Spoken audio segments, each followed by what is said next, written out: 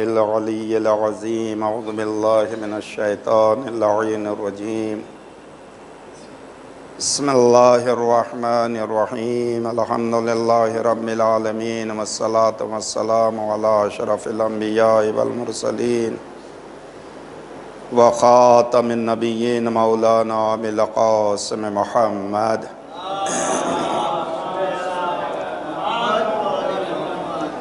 وعلى أهل بيته الطيبين الطاهرين المعصومين المظلومين الذين أذهب الله عنهم الرجس وطهرهم تطهيرا اللهم صل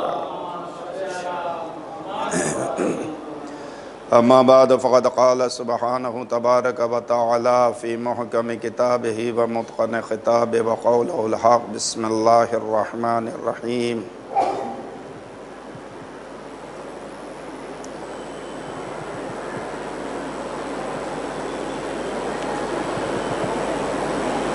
لن تنالوا البر حتى تنفقوا مما تحبون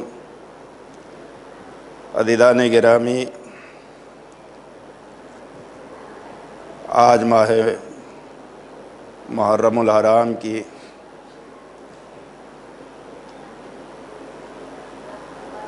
شب ہفتم ہے، 7ویں کی شب ہے۔ بس 2 یا 3 شبیں جو ماہ محرم کے عنوان سے پہلی سے لے کے 10ویں تک ہمارے اور آپ کے یہاں مقبول ہے اور عشر اولیٰ کہا جاتا ہے، اس کے علاوہ جو عزائے سید الشہداء کی تعداد میں اضافہ کیا گیا ہے وہ 12ویں محرم کے بعد سے، اور اس کو لے جا کر کے علماء نے جو ہے 8 ربیع الاول تک عزائے سید الشہداء کا اعلان کر دیا۔ لہذا یہ 10 دن ہمارے لیے، جسے ہم ماہ محرم کہتے ہیں، ہمارے لیے بڑا اہم ہے، اور ان 10 دنوں میں جو ہے ہمیں کثرت کے ساتھ مجالس سید الشہداء برپا کرنا چاہیے، اور ساتھ ساتھ مجالسوں میں شرکت کرنا چاہیے، اور نام حسین پر لوگوں کو پانی پلانا چاہیے۔ عزیزان گرامی، یہ حقیقت ہے کہ جب تک ہمیں اس عمل کے اسباب و علل، ریزن، سبب، کیوں اور کیسے، کیا وجہ ہے، کیا ثواب ہے، کیوں ایسا کیا جاتا ہے، جب تک یہ چیزیں علمی اعتبار سے ہم تک نہیں پہنچ جاتی، ہم اس کے ثواب سے محروم رہتے ہیں۔ ہم نے اکثر دیکھا ہے کہ عزاخانوں میں سبیل لگائی جاتی ہے، جلوسوں میں نام حسین پر پانی تقسیم کیا جاتا ہے، حتیٰ ہم تو حسین پر ایمان رکھتے ہیں، جو غیر مذہب کے لوگ ہیں وہ بھی حسین کے نام پر لوگوں کو پانی پلاتے ہیں، ان سے یہ نہیں پوچھتے تمہارا مذہب کیا ہے، تمہارا مسلک کیا ہے، کس قوم کے ہو، آیا مسلمان ہو یا مسلمان نہیں ہو، جو بھی آئے نام حسین پر پانی پی کر کے جائے۔ لیکن عزیزان گرامی، جب اس کا علم ہوا کہ یہ حسین کے نام پر جو پانی تقسیم کیا جاتا ہے، فقط اس کی یہی ایک علت نہیں ہے کہ امام نے آخری وقت سید سجاد سے کہا تھا، بیٹا جب قید سے چھوٹ کر کے جانا تو لوگوں کو میرا سلام کہنا، اور کہنا کہ جب ٹھنڈا پانی پینا تو میری پیاس کو یاد کرنا۔ ہمارے اور آپ کے ذہن میں صرف یہ باتیں کہ نام حسین پر پانی پلاؤ بہت ثواب ملے گا، جب پانی پیو حسین کی پیاس کو یاد کرو، یہ 2-3 علتیں جو ہے وہ بیان کی جاتی ہیں۔ مگر عزیزان گرامی، آپ شاد ہو جائیں گے، خوش ہو جائیں گے، اور ایک عجیب خوشی کی کیفیت جو ہے جب تک اس جملے کو یاد رکھیے گا اپنے دل میں محسوس کیجئے گا کہ نام حسین پر جو سبیلیں لگائی جاتی ہے، نام حسین پر جو پانی پلایا جاتا ہے، نام حسین پر جو پانی تقسیم کیا جاتا ہے، اس کی ایک اور علت ہے۔ وہ علت کیا ہے؟ ہمارے اور آپ کے پہلے امام مولائے متقیان حضرت علی ابن ابی طالب علیہ السلام نے فرمایا کہ میں اپنے ہر چاہنے والوں کو مرنے سے پہلے، اس دنیا سے جانے سے پہلے جو ہے انہیں کوثر پلاتا ہوں۔ کیا پلاتا ہوں ابن علی صاحب؟ کوثر پلاتا ہوں۔ ظاہر سی بات ہے، امام نے بھی کربلا کے شہداء کو یہی تلقین کر کے بھیجا تھا کہ جاؤ، میرے نانا تمہیں حوض کوثر سے کیا کریں گے، میرا بابا تمہیں حوض کوثر سے کیا کرے گا، سیراب کرے گا۔ حکمت عملی امام کی دیکھیے، آپ جتنی بھی اسلام کی جنگ کی تاریخ پڑھیں گے، چاہے وہ مولائے متقیان نے تنہا لڑی ہو یا رسول اللہ کے ساتھ جو غزوہ تقریباً 82-83 جنگیں ہوئی ہیں وہ لڑی ہوں، اس جنگ کی حکمت عملی الگ تھی۔ اس جنگ میں سب سے پہلے اپنے لوگوں کو پیش کیا جاتا تھا، چاہے وہ جنگ صفین کا معرکہ ہو، جنگ جمل کا معرکہ ہو، نہروان کا معرکہ ہو، جو بھی معرکہ آپ یاد کریں، خود خیبر کا معرکہ ہے یا نہیں، خود آگے جاتے تھے مولائے متقیان حضرت علی ابن ابی طالب علی، یا اپنے بچوں کو بھیجتے تھے، یا جو بھی قریبی ہوتا تھا، بہت قریبی جس سے خونی رشتہ، خونی لگاؤ ہوتا تھا، اسے بھیجتے تھے۔ کیوں بھیجتے تھے؟ کیوں جاتے تھے؟ اس کی وجہ ہم نے تلاش نہیں کی۔ جب وجہ تلاش کی تو ایک مرتبہ نہیں، 1000 مرتبہ اگر نام حسین لے کر کے انہیں سلام کیا جائے تو کم۔ ہر جنگ میں جو امام جاتے تھے وہ شکم سیر ہو کر کے جاتے تھے، پانی پی کر کے جاتے تھے، بھوک و پیاس کا احساس نہیں ہوتا تھا۔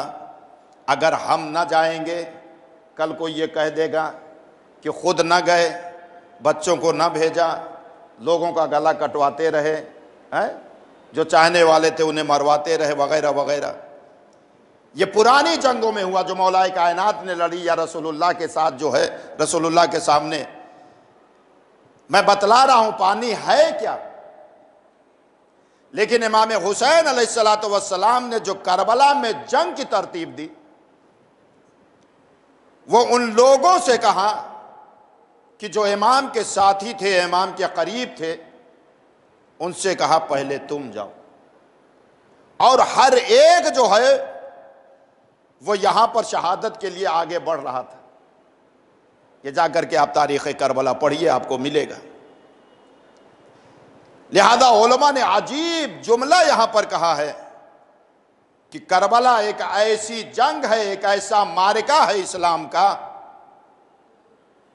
کہ جہاں مرنا آسان تھا، جینا بڑا مشکل تھا۔ ایک صلوات پڑھے محمد وآل محمد۔ اس جنگ کی عجیب کیفیت کو بیان کیا گیا، کہا یہاں پر جینا جو ہے وہ کیا تھا؟ مشکل تھا، لیکن مرنا کیا تھا؟ بڑا آسان تھا۔ کیوں؟ میدان ریگزار زمین، کربلا کی زمین کے لیے یہ ملتا ہے کہ اگر اس دن دانا گرتا تو وہ کیا تھا؟ بھن جاتا، اور اس میں امام کے ساتھی کوئی 80 برس، کوئی 85 برس ہے، اور یہ تمام بھوک اور پیاس کو ان لوگوں نے کیا کیا؟ برداشت کیا۔ تو عقل تو یہی کہتی ہے کہ جتنا جلدی ہو سکے انہیں پہلے بھیج دو۔ عزیزان گرامی، امام نے وہی کیا، سب جاتے رہے، لیکن جتنا خونی رشتہ تھا امام کا سب کو روکے رکھا کہ وہ پہلے چلے جائیں اور شہید ہو جائیں، اس لیے کہ شہید تو سب کو ہونا ہے۔ لہذا عزیزان گرامی، اس جنگ کی حکمت عملی جو ہے امام حسین علیہ السلام نے عجیب ترتیب تھی۔ لہذا یہی کہا جاتا ہے کہ اگر مجلسوں میں شرکت کرو تو ذاکر کے ان بیانات پر غور اور توجہ نہ کرو جو مصائب کے جملات و کلمات ہوتے ہیں، خالی کربلا کا ایک خاکہ، ایک تصور، ایک خیال اپنے ذہن میں لاؤ، تمہارے رونے کے لیے کافی ہے۔ کیا یہی کم ہے کہ امام سب سے آخر میں جو اللہ کی راہ میں امام نے قربانی پیش کی وہ جناب علی اصغر کی تھی۔ اب علی اصغر کی پیاس کس معراج پر رہی ہوگی، کس عروج پر رہی ہوگی، اس کا اندازہ ہم اور آپ نہیں لگا سکتے۔ اسی لیے کربلا کی تاریخ میں یہ ملتا ہے کہ شب عاشور خیمہ جناب رباب سے رونے کی آواز جب بلند ہوئی تھی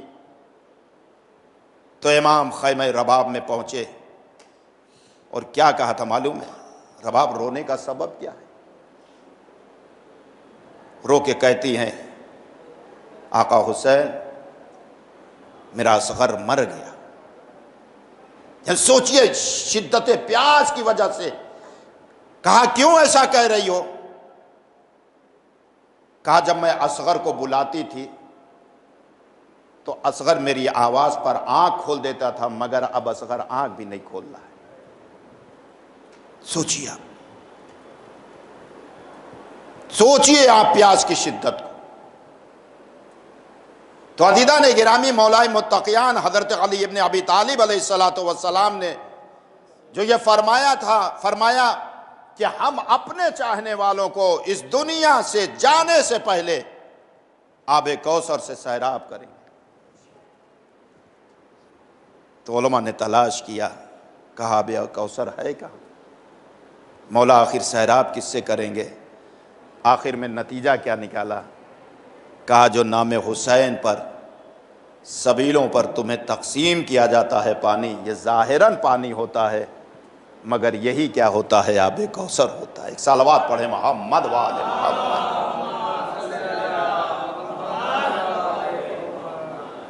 عزیزان گرامی، احترام کیجئے اس پانی کا، تقسیم کرنے والے کے ہاتھوں کو چوما کیجئے۔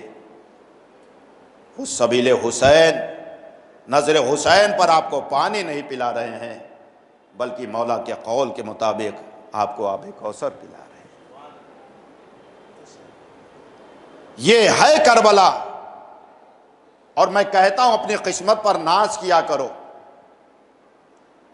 یہ اتنی بڑی دولت بن مانگے پروردگار عالم نے تمہیں عطا کر دی، عطا کر دی میرے عزیزو، اسے سنبھال کے رکھو، اس کی حفاظت کرو، اس کو زخمی نہ ہونے دو، اس میں تبدیلیاں نہ آنے دو۔ وقت نہیں ہے، باتیں نکلتی چلی جائیں گی۔ آخر میں یہی بات کہوں گا کہ اس فرش پر آنے کے بعد انسان کا مقدر بدل جاتا ہے، تقدیریں بدل جاتی ہیں۔ کہاں تم نے بہت جگہوں پہ مانگا ہوگا، یہاں ایک بار دل سے مانگ کر کے دیکھ لینا، تمہیں حسین ضرور عطا کریں گے، تمہیں حسین ضرور عطا کریں گے، تمہیں حسین ضرور دیں گے۔ اس لیے کہا گیا ہے یہ جگہ جو ہے دعاؤں کی قبولیت کی جگہ ہے، گناہوں کے معاف کروانے کی جگہ ہے۔ میرے عزیزو، میرے دوستو، اگر اللہ نے ہمیں اور آپ کو یہ توفیق دی کہ ہم فرش ادائے حسین پر آ کر کے اس فرش کی زینت بنے تو ہمیں اپنے آپ پر جو ہے فخر کرنا چاہیے کہ اللہ نے یہ بہت بڑی دولت ہمیں عطا کی ہے، بہت بڑی دولت ہے، لہٰذا اس کی حفاظت کیجیے، عزائے سید الشہداء برپا کیجیے، حسین کی عزاداری میں شرکت کیجیے، جلوسوں میں شرکت کیجیے۔ مگر ایک بات آج عرض کر دوں کہ جو ہمارے باطل خیالات و تصورات جو ہمارے جلوس کے اوپر جو ہے آ کر کے مرکوز ہوتے ہیں یا ہماری نظریں ٹھہرتی ہیں، رکتی ہیں دنیا کے اعتبار سے، یہ تصورات، یہ خیالات غلط ہیں اور باطل ہیں۔ کون سے تصورات و خیالات؟ کہ ان جلوسوں میں جو ہے فرض کیجئے، میں یہ نہیں کہتا کہ واجب ہے خواتین کا جانا، جائیں وہ، لیکن وہ تمام چیزوں کو ملحوظ خاطر رکھیں جسے زینب کو اذیت اور تکلیف پہنچے، جسے شہزادی کو تکلیف اور اذیت پہنچے۔ ہم یہ کہتے ہیں ایک طرف پہلی محرم سے لے کر شب عاشور تک حسین کی زینب کی بے رضائی پر جو ہے ہم مجلس کرتے ہیں، ماتم کرتے ہیں، روتے ہیں، گڑ گڑاتے ہیں، لیکن جلوسوں میں، خیابانوں میں یا ادھر ادھر ہمارے سر پہ چادر نہ رہے، مکنا نہ رہے۔ آیا دل پر ہاتھ رکھ کر کے، سینے پہ ہاتھ رکھ کر کے اس بات کو بتلائیے کہ آیا شہزادی ہم سے خوش ہوں گی، مادر حسین ہم سے خوش ہوں گی؟ لیکن ایک بات اور کہوں گا کہ جلوسوں میں جانے والے ان خیالات کو اپنے ذہن میں نہ رکھیں۔ یہ آنکھیں اس انداز سے یا وہ نگاہیں اس انداز سے وہاں کیوں اٹھیں کہ جس کے لیے شریعت نے کہا حرام؟ ہم وہ نگاہیں کیوں اٹھائیں وہاں پر؟ ہم سب کو یہ سمجھیں یہ ہماری ماں اور بہن ہے۔ جب یہ خیالات، یہ تصورات ہمارے پاس ہوں گے تو کبھی جلوسوں میں ایسی باتیں، ایسی چیزیں جو ہیں پیدا نہیں ہوں گی۔ بس عزیزان گرامی، وقت ختم ہو رہا ہے، احترام کیجیے، بہت احترام کیجیے، اس لیے کہ اس مجلس، اس مقام کا مرتبہ اللہ اور اللہ کے رسول کی نگاہ میں بہت بلند ہے، بہت بلند ہے۔ وہ بات دہرا دوں، آیت اللہ وحید خراسانی اللہ انہیں طول عمر عطا فرمائے، وہ ہمیشہ زندہ رہیں۔ بہت کم لوگ ایسے ہوتے ہیں جو ایسی ایسی باتیں کہہ دیتے ہیں کہ جس کا وزن پہاڑ بھی سنبھال نہ سکے۔ بعض لوگوں نے اپنے مقدر کو جو ہے کوسا ہے، اپنے مقدر پہ جو ہے وہ ضرب لگائی ہے کہ کیسا مقدر، ہم لوگوں کا اتنی پریشانیاں، اتنی الجھنیں، اتنا یہ وہ وغیرہ وغیرہ وغیرہ وغیرہ۔ عزیزان گرامی، آغا وحید خراسانی نے عجیب جملہ کہا تھا، کہا اپنے مقدر پہ تم ناز کرو کہ تم سید الشہداء ابا عبداللہ الحسین کے عزادار ہو، یہ بہت بڑا مقدر ہے تمہارا، لہذا اپنی قسمت پر ناز کیجئے، اپنے مقدر پہ ناز کیجئے، اور اس عزا کی اہمیت کو، اس عزا کی عبادت کو، اس کی عظمت کو، اس کے مرتبے کو ہمیشہ اپنی نگاہ میں باقی رکھیے، اسی طریقے سے جس طریقے سے ہم اپنے گھر میں والدین کا احترام کرتے ہیں۔ والدین کا احترام کس اعتبار سے؟ کہ ہم کوئی غلط چیز، غلط نگاہ، غلط کام، غلط بات، غلط چیز ان کے سامنے انجام نہیں دیتے۔ کیوں نہیں دیتے؟ ہمارے سرپرست ہیں، ہمارے والدین ہیں، ان کی دل شکنی ہوگی، ان کا دل ٹوٹے گا، وہ ناراض ہوں گے وغیرہ وغیرہ۔ یہ سمجھ کر کے فرش عزائے حسین پر بیٹھیے کہ ہر معصوم کی نگاہ آپ کو دیکھ رہی ہے، وقع امام آپ کو دیکھ رہا ہے، وقع امام آپ کے حق میں دعائے خیر کر رہا ہے۔ بس عزیزان گرامی، آج 7 محرم کی شب آ گئی، اور آج کہ شب جو ہے تقریباً پورے ہندوستان میں یتیم حسن جناب قاسم کے مصائب پڑھے جاتے ہیں۔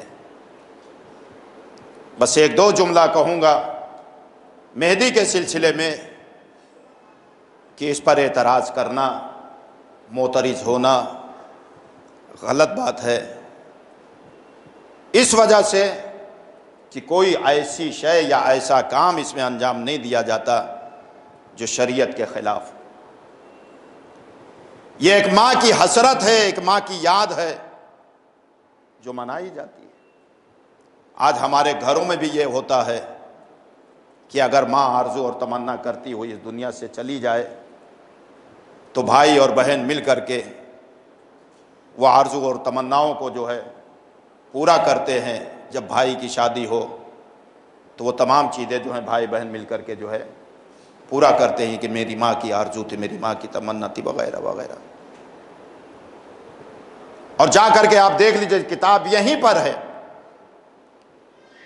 باقاعدہ انہوں نے 671 صفحے پر اسی بات کو کہا کہ امام حسن علیہ السلام جب اس دنیا سے رخصت ہو رہے تھے، بھائی کو قریب بلا کر کے وصیت کی تھی، بھائی یہ میرے قاسم تمہارے حوالے، میری بیٹی فاطمہ کبریٰ سے جو ہے جناب قاسم کا عہد کرنا۔ اور وصیت کو پورا کرنا کیا ہے؟ واجب ہے، واجب ہے میرے عزیزو۔ اور ہم اور آپ اپنے علم کے اعتبار سے، اپنے خیالات کے اعتبار سے اس کا نتیجہ نکالتے، اس کا فیصلہ کرتے ہیں کہ ایسے عالم میں جو ہے ایسی چیز کو انجام دینا کیا معنی، کیا مطلب، وغیرہ وغیرہ۔ عزیزان گرامی، یہ ہم نہیں ہیں، یہ وقت کا امام ہے، یہ وقت کا امام ہے، اسے معلوم ہے کہ یہ چیز واجب ہے اور اس کا انجام دینا کیا ہے؟ لازم اور ضروری ہے۔ اگر امام نے اس عمل کو انجام دیا تو کیا غلط کیا؟ یہ تو ہم سوچ رہے ہیں نا کہ وہاں علی اکبر مارے جا رہے ہیں، عباس مارے جا رہے ہیں، قاسم مارے جا رہے ہیں، اور محمد مارے جا رہے ہیں، وغیرہ وغیرہ۔ تو پہلے تو یہی سوچ کر کے ہمیں مر جانا چاہیے کہ امام مظلوم نے ایک ہی وقت میں اتنی شہادت برداشت کیسے کی ہے؟ ایک ہی وقت میں اتنی شہادتیں امام مظلوم نے برداشت کیسے کی؟ آج ایک گھر سے جو ہے کسی کڑیل جوان، خدا سب کو سلامت رکھے، جوان کا لاشا نکل جائے، ماں مرنے کے کگار پہ پہنچ جاتی ہے، ماں موت کے منہ تک پہنچ جاتی ہے، اس گھر کا برا عالم ہوتا ہے۔ تو کربلا ہماری سوچ سے بہت پرے کی بات، بہت دور ہے، ہم نہیں فیصلہ کر، نہیں سوچ سکتے، نہیں سوچ سکتے۔ جناب علی اکبر کی لاش، خود امام کا تن و تنہا جوان کی لاش پر پہنچنا، کیسے اٹھائی کیا کہ یہ ہم سوچ ہی نہیں سکتے۔ لہذا کسی چیز کو جو ہے وہ نہ کہیے کہ یہ غلط ہے، یہ صحیح ہے، نہیں، کیا حرام کام ہے اس میں، ہمیں بتلائیے۔ ارے بھائی مہندی نکلتی ہے، لوگ دیکھتے ہیں، روتے ہیں، آنسو بہاتے ہیں، منتیں مانگتے ہیں، جناب فروا کو جو ہے قاسم کا پرسہ دیتے ہیں، وغیرہ وغیرہ۔ اور میں قسم کھا کر کے منبر رسول سے اس بات کو کہنا چاہتا ہوں، اکثر لوگ یہ کہتے ہوئے ملے ہیں کہ ہماری مراد پوری ہو گئی، ہم نے یہ مانگا تھا ہمیں مل گیا۔ کس کے وسیلے سے ملا؟ جناب قاسم کے وسیلے سے ملا۔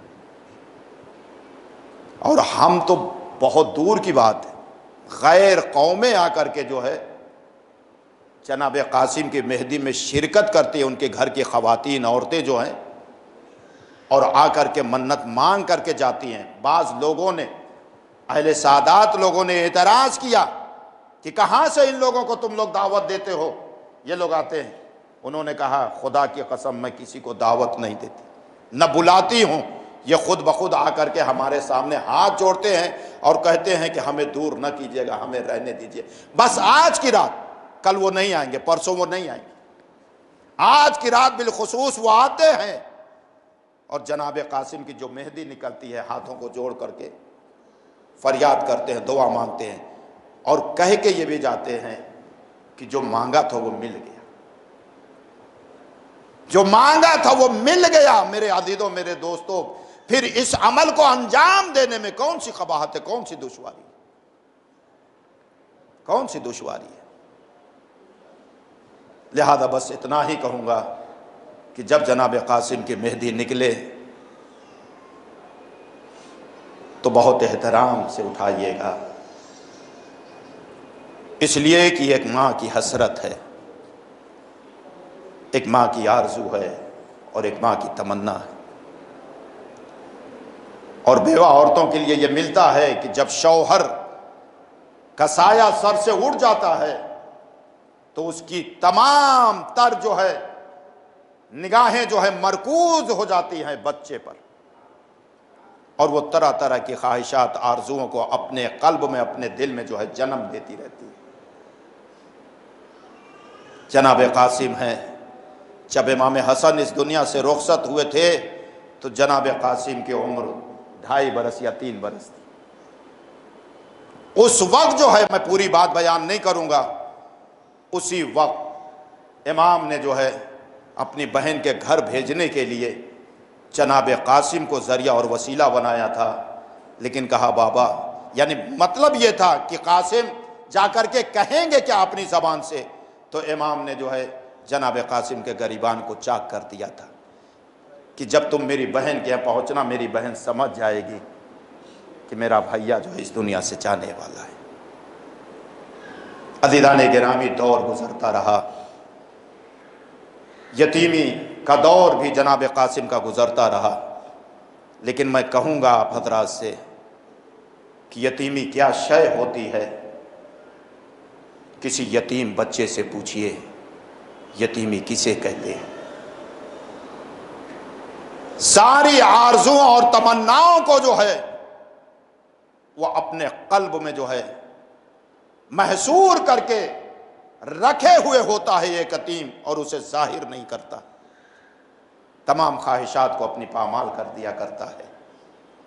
مگر میرے عزیزوں، میرے دوستو، جناب قاسم نے اپنی اس یتیمی کو جو ہے کربلا کے میدان میں شب عاشور ظاہر کر دیا۔ کیسے ظاہر کیا معلوم ہے آپ کو؟ شب عاشور تھی، جناب عباس، جناب علی اکبر ایک خیمے میں بیٹھے ہوئے تھے۔ جناب عباس روز عاشور کا نقشہ کھینچ رہے تھے کہ کیسے اکبر جنگ کی جائے گی، میمنے پہ تم رہنا، میسرے پہ ہم رہیں گے، قلب لشکر پہ یہ لوگ رہیں گے، وغیرہ وغیرہ۔ یہ چچا اور بھتیجے میں گفتگو ہو رہی تھی شب عاشور۔ اس خیمے میں حسین کا بھتیجا حسن کا یتیم بھی پہنچ گیا۔ گفتگو ہوتے ہوتے بات یہاں تک پہنچی کہ بھیا عباس، چچا عباس، کل پہلے میں جاؤں گا مقتل میں۔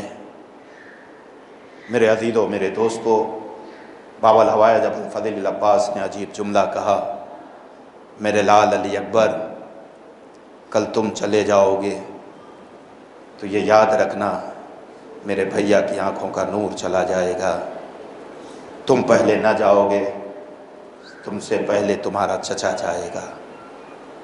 معلوم ہے جناب علی اکبر نے کیا کہا تھا؟ کہا نہیں چچا عباس، آپ بھی نہ جائیں گے، اس لیے کہ اگر آپ چلے گئے تو میرے بابا کی کمر ٹوٹ جائے گی۔ حسن کا یتیم قاسم وہیں بیٹھا ہوا تھا۔ کہا بھیا علی اکبر، نہ آپ جائیں گے، چچا عباس آپ جائیں گے، سب سے پہلے ماموں پر میں چچا پہ میں جان نثار کروں گا۔ کیوں؟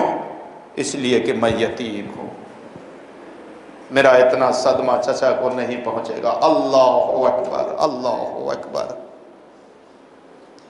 اللہ اکبر۔ عزیزان گرامی، یہ ہے جناب قاسم، اور یہ فکر ہے جناب قاسم کی۔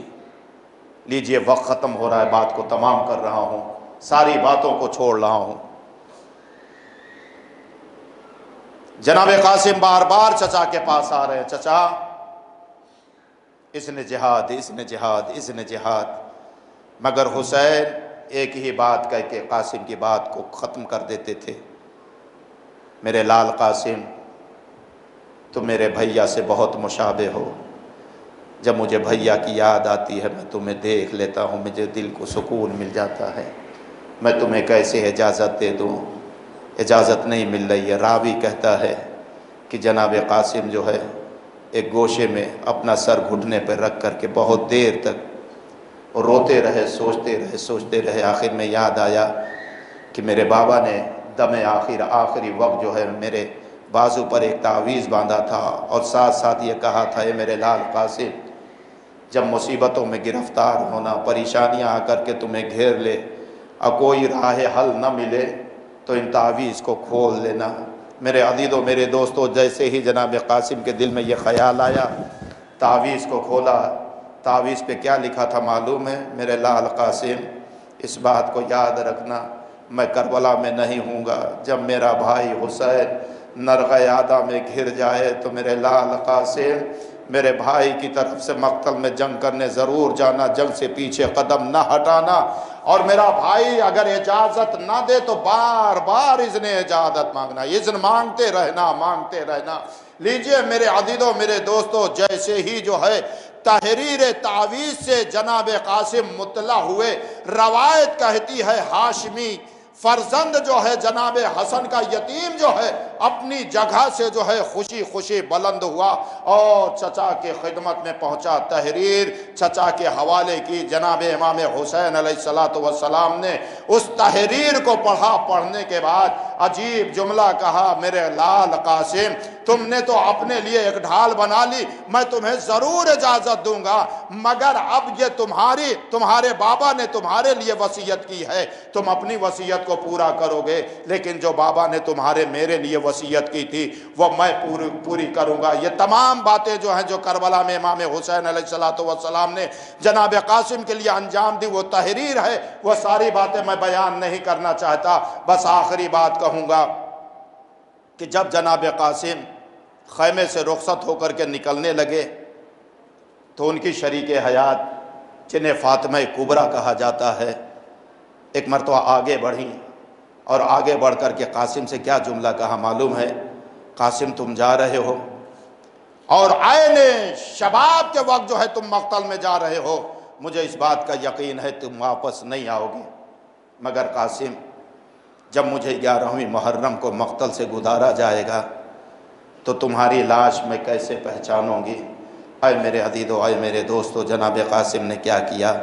ماں سامنے کھڑی ہے، پھوپھی زینب سامنے کھڑی ہیں، ایک مرتبہ اپنے دامن کو اپنے ہاتھ میں لیا، یعنی پیراہن کے دامن کو اپنے ہاتھ میں لیا اور پارا کیا، پارا کرنے کے بعد فاطمہ کبریٰ کے حوالے کیا اور عجیب جملہ کہا، اے فاطمہ کبریٰ جب گزرنا تو یہ میرا رنگ، یہ میرا لباس کا جو ٹکڑا ہے تمہارے ہاتھ میں، اس سے تم پہچان لینا کہ یہ میری لاش ہے، مگر یہ یاد رکھنا اگر میری لاش ہوگی تو ملے گی، لیکن اس سے بہترین پہچان یہ بتلائے دیتا ہوں کہ اگر میری لاش نہ ملی تو جن لوگوں کی لاش ملے گی ان پر رونے والے تو موجود ہوں گے، میری لاش مقتل میں تلاش کرنے سے بھی تمہیں نہیں ملے گی۔ حسن کے لال قاسم کو اس بات کا یقین تھا کہ میری لاش پامال کی جائے گی۔ ہاں میرے عزیزو، میرے دوستو، لیجئے یہ ساری باتیں کہہ کر کے جناب قاسم جو ہے اپنے چچا کے قریب پہنچے ہیں، اذن جہاد مانگا، امام نے اجازت دی، تمام وہ تبرکات، وہ لباس جو امام حسن علیہ السلام کے تھے جناب قاسم کے حوالے کیا، امام حسین علیہ السلام نے قبا پہنائی، یمامہ پہنایا، وہ کرتا بھی جو ہے امام نے پہنایا، اور پہنانے کے بعد میرے عزیزو، میرے دوستو، امام نے کیا کیا معلوم ہے آپ کو؟ جو ہے کفن کی طرح امام نے کرتے جناب قاسم کے چاک کر دیے تھے تاکہ فوج یزید دیکھے تو وہ سمجھے کہ کوئی یتیم آ رہا ہے، یتیموں پر رحم کیا جاتا ہے، رحم و کرم کیا جاتا ہے۔ میرے عزیزو، میرے دوستو، امام نے اپنے ہاتھوں سے جناب قاسم کو گھوڑے پر پر سوار کیا ہے۔ راوی یہ کہتا ہے کہ جناب قاسم کمسن تھے، 13 برس کے تھے، رکاب میں پیر نہیں جا رہا تھا، رکاب دوسری منگائی گئی، جناب قاسم کا پیر رکاب میں رکھا گیا، جناب قاسم کو امام رخصت کر رہے ہیں، مگر راوی حمید ابن مسلم کہتا ہے کہ امام نے جو ہے امامے کے پیش کو جو ہے 2 حصوں میں تقسیم کیا تھا، ایک جو ہے کفن کے اعتبار سے جو ہے سر پر جناب قاسم کے باندھ دیا تھا، اور ایک جو ہے جناب قاسم کے چہرے پر لگا دیا تھا تاکہ دھوپ کی شدت جو ہے جناب قاسم کے چہرے پر نہ پڑنے پائے۔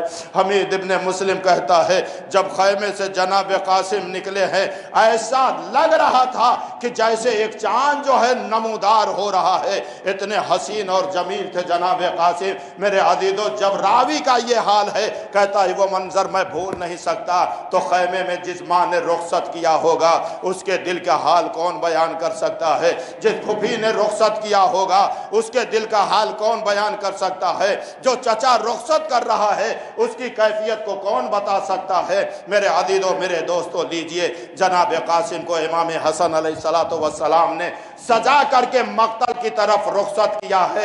جناب عباس ہیں، جناب امام حسین علیہ السلام ہیں، اور خیمے کی تنابیں پکڑے ہوئے اپنے بھتیجے کی جنگ کو دیکھ رہے ہیں۔ ادھر سے امام حسین علیہ السلام مولا باب الحوائج جو ہے داد و تحسین کے جملات و کلمات سے جناب قاسم کو نوازتے جا رہے ہیں۔ مرحبا میرے لال قاسم، آگے بڑھو، حملہ کرو، آگے بڑھو، حملہ کرو۔ حملے پہ حملہ جناب قاسم کرتے جا رہے ہیں۔ یزیدی فوج میں بھگدڑ مچی ہوئی ہے، علامہ الحفیظ کی آوازیں بلند ہو رہی ہیں۔ اے میرے عزیزو، میرے ساتھ کیا کہتا ہے، یہ تنہا بچہ تم نہ سمجھنا، اکیلے اگر تم اس طریقے سے اس کے سامنے جاؤ گے تمہیں مارتا چلا جائے گا، تمہیں زیر کرتا چلا جائے گا۔ اس نے ترکیب کیا بتائی، کہا سب جمع ہو کر کے ایک بارگی حملہ کرو۔ ہاں میرے عزیزو، میرے دوستو، ایک بارگی حملہ کرو۔ یہ بھیڑیے، یہ درندے، یہ شام کی فوج جو ہے حسین کے لال جناب قاسم پر جو ہے وہ ٹوٹ پڑے ہیں۔ راوی کہتا ہے کسی نے جناب قاسم کے اوپر نیزہ مارا، عمر دادی نام کا ایک شخص جو تھا اس نے جناب قاسم کے سر پر ضرب لگائی ہے۔ آپ ذرا تصور اور خیال کیجئے، ہمیں جب پیاس لگتی ہے، کچھ لہجے، کچھ لمحے، کچھ گھنٹے کی جب پیاس لگتی ہے، ہمارا دل کباب ہونے لگتا ہے، ہم پانی تلاش کرنے لگتے ہیں۔ یہ 3 دن کی بھوک اور پیاس اور 13 برس کی عمر ہے، سامنے جنگ کر رہے ہیں۔ سپاہ فوجی جو ہے، یزیدی فوج جو ہے، اس طریقے سے کھا پی کر کے جو ہے جناب قاسم کے سامنے جنگ کر رہی ہے۔ حسن کا یہ یتیم کب تک جنگ کرتا؟ راوی کہتا ہے ایک مرتبہ جناب قاسم گھوڑے سے زمین کی طرف تشریف لائے ہیں، جیسے ہی نیچے جناب قاسم آ رہے تھے زبان پر ایک ہی جملہ تھا، یا اماں ادرکنی، اے میرے چچا حسین میری مدد کو آئیے، میری مدد کو آئیے۔ آپ کو معلوم ہے، آپ سنتے رہتے ہیں، جناب قاسم کی لاش کو پامال کیا گیا تھا۔ جناب قاسم کی لاش پامال کیسے ہوئی تھی؟ جیسے ہی یہ صدا حسین کے کان میں پہنچی ہے، عباس و حسین مقتل کی طرف بڑھے ہیں۔ ایک مرتبہ جناب قاسم نے آواز دی، چچا جلدی مدد کے لیے آئیے۔ معلوم ہے وہ وقت وہ تھا کہ ایک ظالم بیٹھا ہوا یہ چاہ رہا تھا کہ جناب قاسم کے سر و تن میں جدائی کرے۔ امام حسین تیزی سے آگے بڑھے ہیں اور اس کے ہاتھ کو قلم کیا ہے، اس نے بآواز بلند اپنے فوجیوں کو آواز دی ہے، لیجئے میرے عزیزو، میرے دوستو، فوج یزید جو ہے امام حسین علیہ السلام کی طرف بڑھی۔ امام جو ہے جناب قاسم کے قریب ہے۔ اب راوی کہتا ہے ادھر سے فوج یزید نے حملہ کیا، ادھر سے جناب علی اکبر ہے، امام حسین ہے، جناب عباس حملہ کر رہے ہیں، اور بیچ میں حسن کا لال پڑا ہوا ہے۔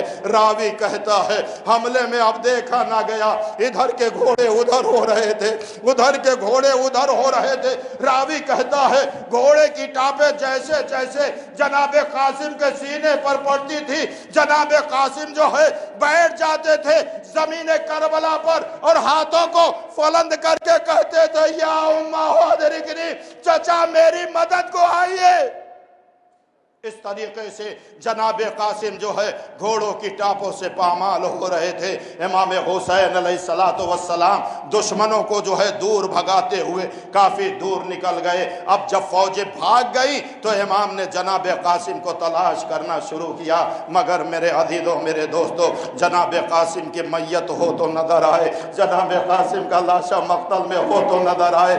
راوی کرتا ہے بلندی پر امام مظلوم گئے اور ادھر ادھر نگاہیں ڈالی، جب قاسم نظر نہ آئے تو امام نے 3 آوازیں دی، میرے لال قاسم آواز تو کہاں ہو جب آواز نہیں آئی۔ پھر امام نے فرمایا اے میرے لال قاسم آواز دو، مگر جب دوسری مرتبہ آواز نہ آئی، تیسری مرتبہ عجیب لہجے میں امام نے آواز دی، اے میرے لال قاسم آواز دو، امام وقت بلا رہا ہے۔ راوی کہتا ہے جیسے ہی امام نے یہ کہا، امام وقت بلا رہا ہے، قاسم کے لاش کے ٹکڑے زمین سے یہ کہتے بلند ہوئے، لبیک لبیک یا سیدی یا مولائی۔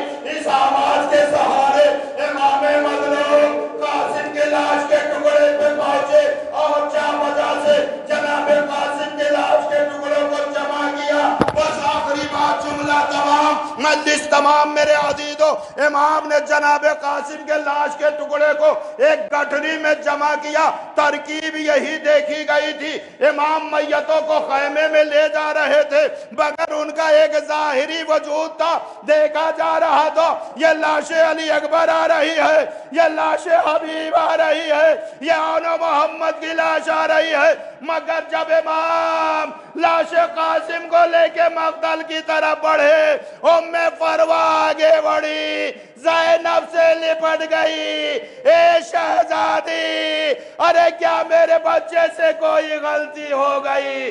ارے آقا کے ہاتھ میں لاش قاسم نہیں ہے۔ ارے امام خیمے کے قریب پہنچے، گٹھری آگے بڑھائی، اے ام فروا، لو تمہارا قاسم آ گیا۔ سیعلم الذین ظلموا ای منقلب ینقلبون، انا للہ و انا الیہ راجعون۔ الہی بحق زہرا وابیہا وبعلہا وبنیہا وسر المستودع فیہا، پروردگارہ ہماری اس عبادت کو قبول فرما، پروردگارہ ہماری گناہوں کو معاف فرما، پروردگارہ اس عزائے سید الشہداء کے تمام وہ احکام جو بیان کیے گئے ان سب پر ہم سب کو عمل کرنے کی توفیق عطا فرما۔ پروردگارہ بحق محمد و آل محمد ہمیں فرش ادائے حسین کی زینت قرار فرما، ہماری گناہ صغیرہ و گناہ کبیرہ کو مظلوم حسین کے صدقے میں معاف فرما۔ پروردگارہ بحق محمد و آل محمد تمام حاضرین کی دعاؤں کو مستجاب فرما، ان سب کے مشکلات و پریشانیوں کو ائمہ معصومین بالخصوص امام حسین کے صدقے میں برطرف فرما، مریضوں کو شفاء کامل و عاجل عنایت فرما۔ پروردگارہ وارث حقیقی وارث زہرا حضرت ولی عصر کے ظہور میں تعجیل فرما، ہم سب کو ان کے آوان و انصار میں شمار فرما۔ ماتم حسین۔